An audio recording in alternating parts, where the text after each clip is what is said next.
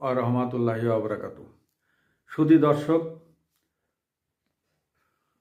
আপনারা আমার নাজমুল ইসলাম চ্যানেল থেকে সবাইকে শুভেচ্ছা নেবেন। সুধী দর্শক, আমি একটা হোটেলে বসে পড়ে চা খাচ্ছিলাম গত পরশুদিন। তো সেখানে এসে একজন বলছে, দেশে যে পরিস্থিতি, আগেই ভালো ছিলাম, কি যে একটা বিপদে পড়লাম।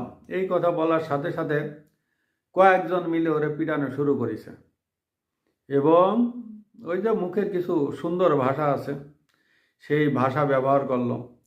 আমি অবস্থা বেগতিক দেখে ওখান থেকে চলে আসলাম, আইসে একটু দূরে এসে দাঁড়ায় রয়েছি, আর ওদের অবস্থা দেখেছি। দেখলাম চল থাপ্পড় দিয়ে তারে বের করে দিয়ে আসছে। ওই যে আগেই তো ভালো ছিলাম, এই কথা বলিস। এখন এটা কোনো, আপনি যে মানবাধিকার, আপনি যে বাক স্বাধীনতা, গত 17টা বছর এদেশের এক শ্রেণীর মানুষের কথা যে হাসিনার আমলে বাক স্বাধীনতা ছিল না, তাহলে আপনারা কোন বাক স্বাধীনতা প্রতিষ্ঠা করেছেন?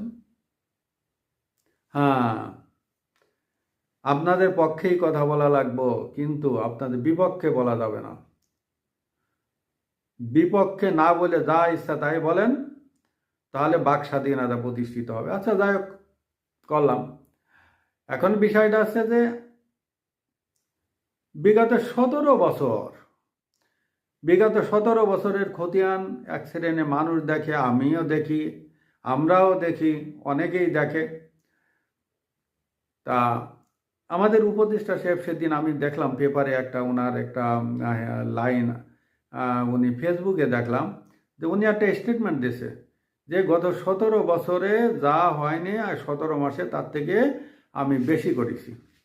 এ আছে ব্যাপার। আমার প্রশ্ন আছে, কয়টা পদ্মা সেতু করেছেন? একটাই করলাম। আর অর্থনৈতিক অবস্থা, যারা বাজারে ব্যাগ নিয়ে যায় তাদের কাছে জিজ্ঞেস করলে বোঝা যাবে আমাদের বাংলাদেশের অর্থনৈতিক অবস্থা ভালো, কতটা ভালো। আমার কাছে জিজ্ঞেস করা লাগবে না ভাই, আমার কাছে জিজ্ঞেস করা লাগবে না। আমি বৃদ্ধ হয়ে গেছি, এখন ওই বাজার ঘাটটাট করি না, যার কারণে। কিন্তু আপনি বাজারে যান, আপনার বাসার পাশে বাজার আছে না, বাজারে যে যারা বাজার করে ওদেরকে জিজ্ঞেস করেন যে ভাই কেমন আছেন, তারপরে উনি বলবেন। আচ্ছা, যাক, এই যে বাংলাদেশের একটা জিনিস দেখেন যে অর্থনৈতিক অবস্থা, এবং ব্যাংক, কয়েকটা ওই ব্যাংকও কিন্তু বন্ধ হয়ে গেছে ইদানিং, কয়েকটা ব্যাংকে বন্ধ হয়ে গেছে। সেই ব্যাংকগুলোর অবস্থা কি আমি জানি না। আর নিরাপত্তার ব্যবস্থা, নিরাপত্তা, আরে কি বলবো আপনারে।